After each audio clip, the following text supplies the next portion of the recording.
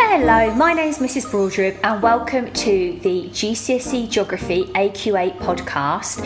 This is for the wonderful students at Wilden School based in Hedge End, Southampton, and for anybody else out there studying the AQA GCSE in Geography. This podcast is for you. Okay, today's title is a cheeky one, excuse me a moment, but I'm going to call this one Floody Hell because this is all about the Boscastle flooding of 2004.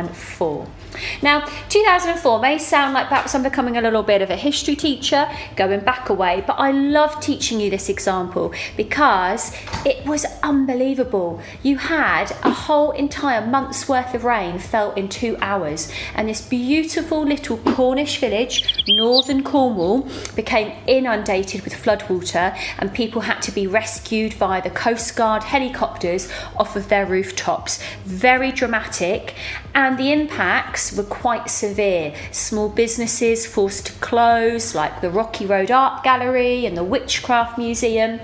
Cars were destroyed, 6 homes were destroyed, so the impacts were severe. What I want to focus on today though is the causes, what caused this flood.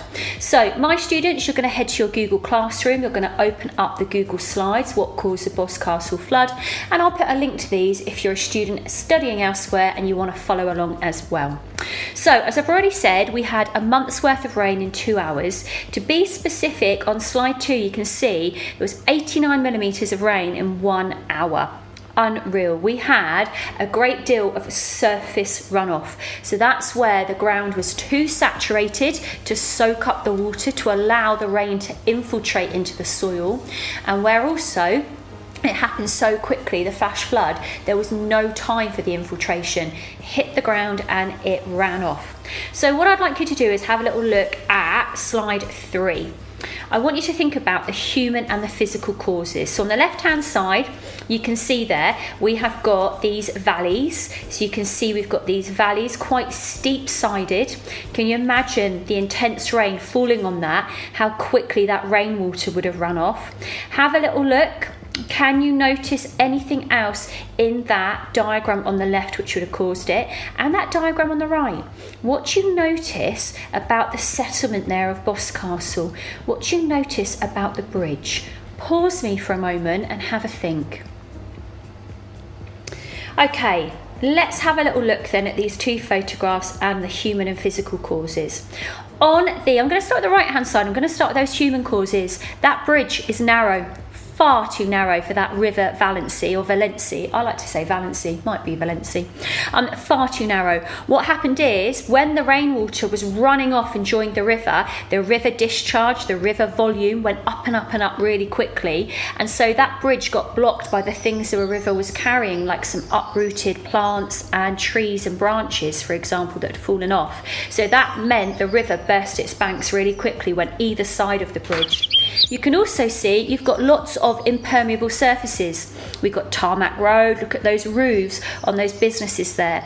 There's a car park which was made out of tarmac at the time. So added to that, you've got the human impacts of lots of impermeable surfaces where the rain here would have run off as well straight into the river. And there's a third human cause.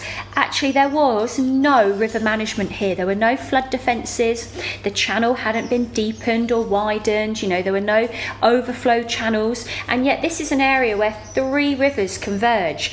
The Paradise, the Valency, and why have I forgotten what's the last one called? The Jordan. That's it, the Jordan. I knew it was that one. So it's actually where 2 rivers meet and then join into after that. So we've got 2, the Paradise and the Jordan. And then when they meet at their confluence, that's when 2 rivers meet, they then join the River Valency.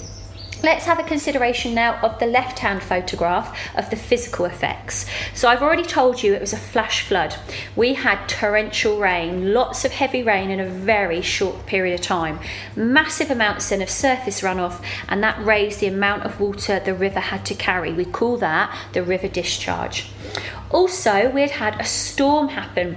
So that's why there's a rain cloud on slide 3. We'd had Hurricane Alex just off the Cornish coast, and that actually made the rain even worse. I've talked about the steep valley sides, so I'm going to mention that again. The relief, we call that. Not, oh, what a relief when this podcast is over, you can go back to your normal work, but actually relief means the height and the slope of the land. So you can see in that photo quite steep sides, which would have aided the runoff here. We had, in some areas, you can see some forest in the background of that photo, so that would have been great for some interception. But notice either side of the settlement there, so either side to the left or the right, it is just grass, it is just pasture. So we didn't actually have much vegetation to intercept that rainfall either. So another physical factor to consider whilst you're there.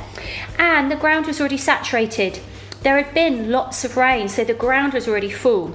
So all my classes out there, my 2 amazing classes, you think about it right now, I'm making this on January the 22nd, and our ground has been saturated where we've had a lot of rain. All that claggy clay, proper term that is, all that clay which has got soggy and boggy. I nearly lost my welly boot in it at the weekend when I went for a walk in a couple of muddy, boggy areas.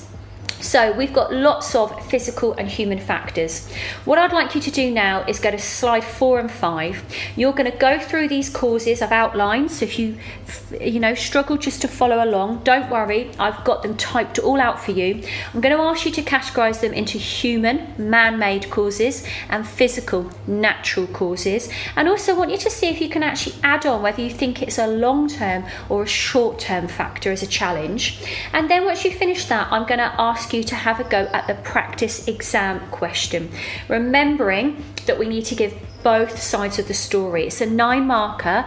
9 markers need what we call an evaluation or a judgment. So you have to decide, to some extent you're going to agree, but you have to understand there is another side in geography, so you're going to have to give the counter argument and disagree. It's a 9 marker, so we need that conclusion. And if you want to, as I've been saying to my lovely classes, put the conclusion first. Actually get in with what you feel first of all. I don't agree. I'm going to be really personal now, and you don't have to follow me. I don't think they're always the result of human actions. I think actually nature and natural causes can be far more significant. So that's what I would start off with. My classes, if you want any help, get in contact via Google Classroom or via email. Thanks for listening to today's Boscastle Flood. Everybody take care, and remember, for my classes, the links are in your Google Classroom. For anybody else listening out there, you'll find the actual link to the Google slides I'm mentioning now with this podcast. Take care everybody, stay safe, back again soon.